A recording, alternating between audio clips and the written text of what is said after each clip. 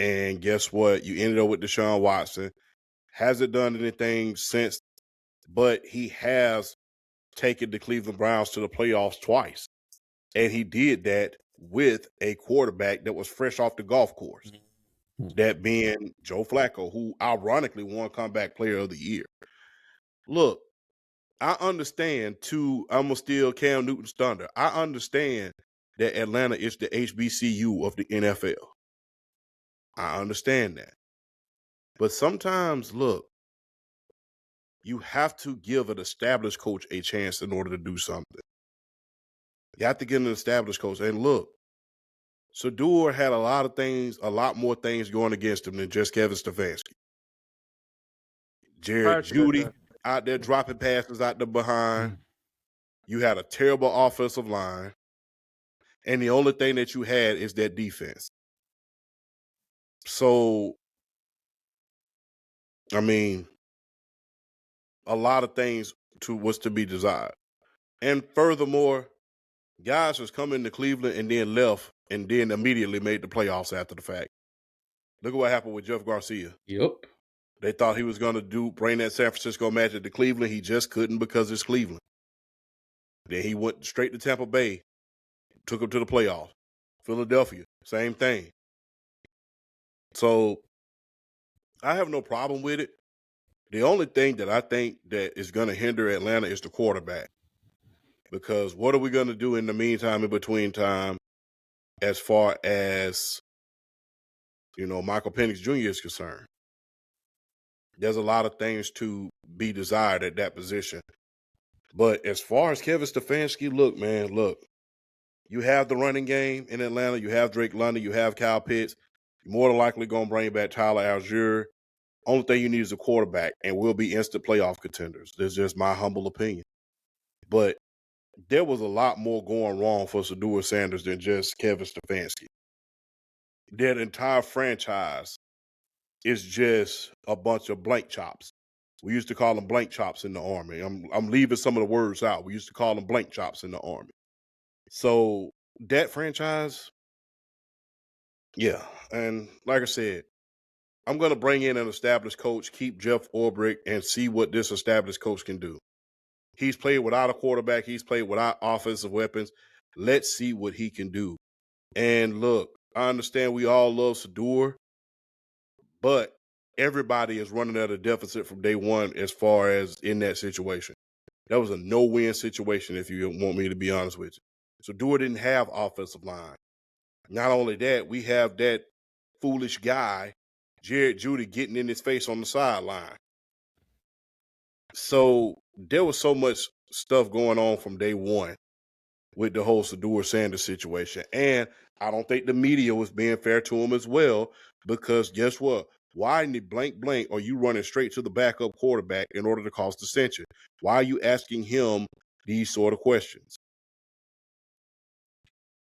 And the thing is, people are going to harp on, well, when he won his first game, he gave the game ball to Myles Garrett. Myles Garrett had 6 sacks in that game. What are you talking about? So you're going to give it to the guy who won his first game, or you're going to give it to the guy who's been carrying your team the entire time with his defense, Myles Garrett, who got 6 sacks? It's an easy choice. Look, it's a no-win situation in Cleveland. And if you ask me, look, a lot of stuff was done by Stefanski to not put him in danger. A lot of those Wildcat situations when they in bad weather, guess what? I'm not going to put this young quarterback in danger. So all of these conspiracy theories, I don't buy into them because everybody's just looking for a narrative and looking for a story at this point. But it's not a bad hiring. Now, was there some things that Kevin Stefanski could have did better? Yes. Could he have come out and say, let's embrace my young quarterback, what have you? Yes. But it wasn't as terrible as people thought it was. And plus, last I checked, Kevin Stefanski didn't call the plays. Tommy Rees did, who's ironically our new offensive coordinator. So Kevin Stefanski wasn't even calling the plays. It was Tommy Rees. I said this before and I'll say it again. We live in the world of narrative. We don't really do our research. We just looking for a narrative. He's an established coach, won Coach of the Year twice, and got his team to a playoff berth with a backup quarterback. Now, here's what I'm going to do. I'm going to sit back because I know my main man to my left, your right. I know he finna cook this thing, and I'm finna sit back. I'm finna enjoy the show. So, BRF, cook them.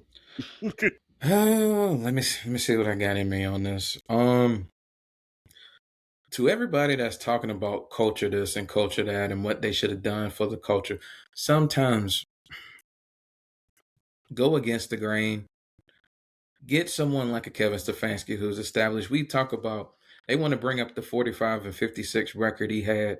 Bro been to the playoffs more than we have since 2017, and he did it in Cleveland.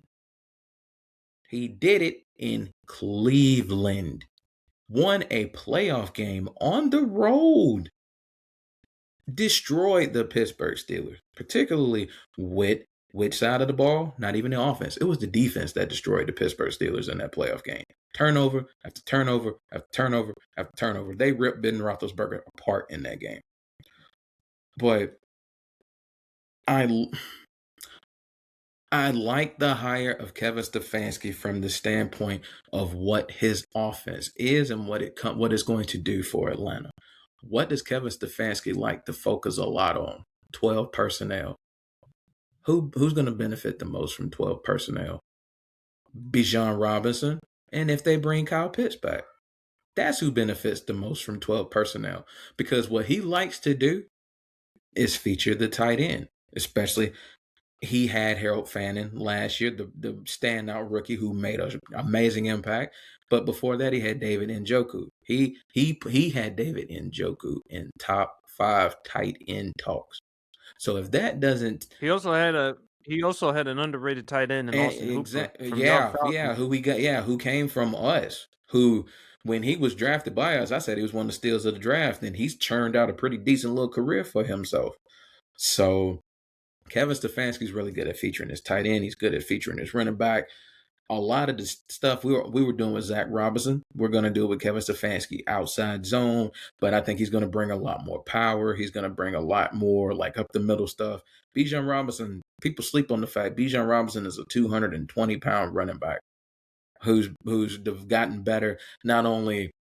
He's not only like just his running style has improved, but where he's really improved that I've liked from him his first 3 years in the league, his ability to run up the gut. He has drastically improved as far as running up the middle. So, and Drake London is going to fit in his offense as well, because Kevin Stefanski had a lot of big physical wide receivers who ran physical routes, and that's what Drake London specializes in. The physical routes. It's not necessarily the flashy routes. It's not like the Stephon Diggs, the JSN. He's not that type of route runner. He's one of those route runners that just knows how to find the open area in zone defenses and knows how to throw people off of him on straight man coverage. That's what Drake London specializes in, and Kevin Stefanski is going to find a way to get him the ball, because that's what his offense brings to the table. So this fits the Atlanta Falcons. His offensive scheme really fits the Falcons to a T. I mean, they have an undersized offensive line. That's perfect for zone blocking. That's perfect for the stretch zone. Perfect for that. He runs a lot of that. So a lot of the stuff that Kevin Stefanski does, it's going to fit like a glove in Atlanta. My biggest thing with the coaching process and who they're going to bring in, where they're going to keep Jeff Ulbrich. And it's funny and it's ironic. Arthur Blank, when it was time to put out a vote of confidence for his coordinators, which one did he put the vote of confidence out for? He put it out for Jeff Ulbrich. Where is Zach Robinson, you might ask? He is now the offensive coordinator for the Tampa Bay Buccaneers. So that tells you all you need to know about which coordinator Arthur Blank wanted to keep. He saw Jeff Ulbrich. He saw what he did with that defense. 57 sacks. The Atlanta Falcons had 57 sacks this year as a team. I mean, come on. Who really saw that coming? So Kevin Stefanski's main goal coming here is basically getting his offense going in a way that Zach Robinson couldn't 2 years here. And I think that they're going to have to go out and really get a bridge, because with them restructuring Kirk Cousins' contract, he's good as gone. They're going to designate him as a June 1st, as a post June 1st, which is going to be more money coming back to the table for them to being able to spend and go out and do something with. So Kirk Cousins really is as good as gone. So I think that a lot of the fans need to quit tripping on the idea that he was 45 or 56 as a coach in Cleveland, and need to remember the fact that he's a 2-time coach of the year, and he went to 2 playoffs with the Cleveland Browns. That's more than what we say we've done since 2017. We ain't been to playoffs since 2017. He's taken the Cleveland Browns twice. So people need to understand he can't help that offensive situation he had in Cleveland. He arguably had the worst offensive situation in the National Football League last year with the Cleveland Browns. I mean, you had Jerry Jeudy thinking he's all world just because he finally had one good year, thinking he all this, trying to call shots, hands like bricks. Hands like bricks, just straight up. Like Deebo Samuel 2.0, just hands like bricks. I mean, you ain't got no room to be trying to call leverage, trying to call shots when you're not playing good ball. Drake London has a pair of the best hands in the league. Kyle Pitts broke out, made second team All-Pro. Bijan, first team All-Pro. It's just a matter of getting the quarterback right. I'm starting to look at this Mac Jones situation. I think they're probably going to end up bringing him in as a bridge. I say play him the whole year. Let Mike get healthy, and then see what you got going into 2027. You ain't got to give Mac Jones a lot of money. Just make it reasonable, and then just go from there. Give Mike time to heal up. But I will say this, though. If Mac Jones plays well, you got to ride the hot hand. If you bring him in and he plays well, or whoever quarterback you bring in. But yeah, man, people need to. No, you might as well keep them in, because again, Michael Penix Jr., the knock on him has been durability. Not talent, not talent or ability. I don't think that's been a question. The best ability is availability. It's availability. The best ability's always been. But here, BRF and Champ, I think this is an okay hire. I don't think this is an exciting hire. But here's the thing with Kevin Stefanski.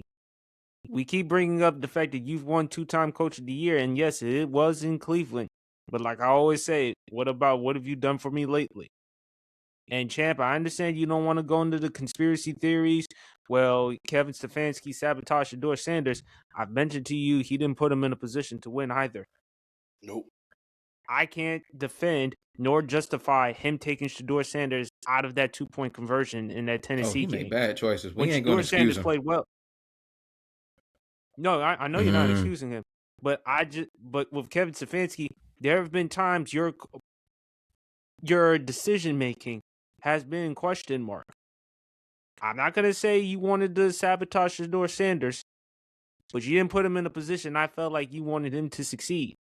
Why would you take him out of that game? Why would you take him out in the 2-point conversion? And Shedeur Sanders was playing well for you in that game. He had 300 yards. The Tennessee game, right. He had 3 touchdown passes. He had a rushing TD. He played well enough for you in that game. Fine, I understand, Champ, to your point. Well, a lot of people got mad at Kevin Stefanski for not giving the ball to Shedeur Sanders, even though Shedeur Sanders' first start as a Cleveland Browns winning a playoff game. Yeah, Myles Garrett had 6 sacks. And he's going to win Defensive Player of the Year, obviously. So obviously you're going to give it to a guy who had a more impactful performance. But my thing is with Kevin Stefanski, we keep giving you credit for that 2023 season. Now with all them embarrassment of riches, there should be no excuse for this offense not to flourish. And how are you going to handle with you and Michael Penix Jr.? Because that's the interesting thing. We got to wait and see with Atlanta. Now, I believe Mac Jones should be the starter for now. I think he's the best fit for that offense with Kevin Stefanski, in my opinion, than Michael Penix Jr. But how is he going to utilize Michael Penix Jr.? And again, I like Jemele Hill a lot. I really do. She's caught some backlash because she contacted Harry Douglas. She said, this is in her tweet, Harry Douglas was absolutely right. None of the Falcons fans I know like the Stefanski hire. He had a losing record in Cleveland, and they didn't like how he handled the Shedeur Sanders situation. They love Deion, referencing Deion Sanders in the ATL. It's a black city with one of the blackest fan bases in the NFL, and they have a black QB on their roster. So a lot of these Atlanta fans are side-eyeing this hire. Stefanski isn't going to get a honeymoon there. And then, of course, trifling-ass Jason Whitlock had a lot to say by saying this. We used to never talk about sports this way. Sports conversations have been degraded in the name of DEI. As always with Jason Whitlock, like to quote Denzel Washington from the movie American Gangster, simple Simon motherfuckers. And that's Jason Whitlock in a nutshell for you. And if anyone who argues or disagrees with that, that should tell you all you need to know. I'm not going to say Kevin Stefanski is a horrible coach or a bad coach. I think this is an okay hire because all he's just asked to do is just handle the offense. With them embarrassment of riches, there should be no excuse for you not to screw up this offense. And if he screws up this offense, and the fact is, champ, it is a concern with Tommy Rees there calling the plays on offense, because you mentioned that point. Tommy Rees, there's also pressure on you too. Because let's not act as if this Atlanta team is not like this Cleveland team. With all them embarrassment of talents, you better figure out a way to game plan, to scheme this team. And if that doesn't work out, then you're going to have to ask Stefanski. I personally think Stefanski is going to come in and call the plays anyway, even though Tommy Rees is Tommy Rees is the offensive coordinator. I think it's a more of a situation where it's going to be like drawing up the game plans week in and week out and all of that other stuff and being involved, both of them together. I personally think when Kevin Stefanski took over the play calling, the offense was better. Tommy Rees, when he was playing in play calling, I think in terms of like extended, like expected play, EPA, they were 31st. They were 31st when he was calling the plays. So I'm expecting Kevin Stefanski to call the plays. And you're right, there is no excuse with all the talent on this offense. But I'm gonna harp on this real quick. I get the type of city of Atlanta is. I get the culture and all that other stuff. But we tried to. Hey, with all due respect, y'all, we tried the black coach. It didn't work. Raheem Morris was horrible. Let's just keep it a buck. You tried that. You tried that. Let's get an established coach in. I get he has a losing record, but the point being, the last 2 years, that's not just him. That's the front office not getting him a lot of talent, letting Baker Mayfield walk when quite frankly now you look at it they shouldn't have, and he was just stuck with a bad situation with bad offensive skill players. I mean, all he had last year was Quinshawn Judkins and Harold Fannin, and to a lesser extent David Njoku. It's pretty much all he had on the offensive side of the ball. But yeah, you're right, PSP. There's no excuse with all the talent he's got coming in Atlanta and a far better offensive line in Atlanta. So there's really no excuses. But people, get an established coach. Let's see what he can do. And there's continuity with the hire because Kevin Stefanski, Kevin Stefanski worked with Bill Musgrove, who was vital in terms of Matt Ryan's quarterback development in Atlanta, and is one of a big reason why Matt Ryan became the quarterback he did in Atlanta. And he also worked with Gary Kubiak. So the continuity was there. It's Kubiak, Shanahan, they all run forms of this offense. So Matt Ryan saw Kevin Stefanski be just kind of become an open candidate, and it's kind of one of those things. He's ran that style of offense. He knows how it goes. I think he feels like Kevin Stefanski just has it. From Matt Ryan's point of view, it made sense to make the hire. But yeah, let's try something a little different. I get the culture. If Kevin Stefanski comes in and this team wins some games, I promise you, these fans will shut up because ultimately they want to win, and the energy is different in Atlanta when the Falcons are a good football team and a playoff contender. The energy is different. The atmosphere is different. That stadium will be rocking, but there's no excuse. Kevin Stefanski, you got an Real offense. Quick, you got to knock this out the park with this offense, because this offense is like a good play caller and a good quarterback away from just destroying the league. So you got to knock this out. Real quick, big fella. Do you know the last coach that we hired that was an established coach that came in with a losing record that really didn't fit the culture of Atlanta, although he was from Georgia? That'd be one Mr. Dan Reeves, sir. Yes, he was 31. He was 31 and 33 in New York, and he only had one winning season. He only had one playoff season for the New York Giants. Do you say that he fits the culture of Atlanta? No, Probably not. No, but he won He's him an from NFC America. championship, though. Exactly. So all of this, I want to win. I could care less about what fits. I'm just being real. No, I don't blame you, champ. And as far as with Jason Whitlock is concerned, like I said before, Simple Simon motherfuckers. I'm not going to repeat what I said off the air about Jason Whitlock. I have too much. No, you don't have to. You don't have to say BRF. I'm just telling you exactly how I feel about Jason Whitlock when it comes to certain individuals. Certain individuals, which is why I will continue to say this, and I hope Champ's looking at me. I don't ever want to hear you be concerned or worried about being compared to Jason Whitlock. That should never, as far as I'm concerned, be your concern. That should never be your concern. I'll be nice, Rodrigo. Be nice.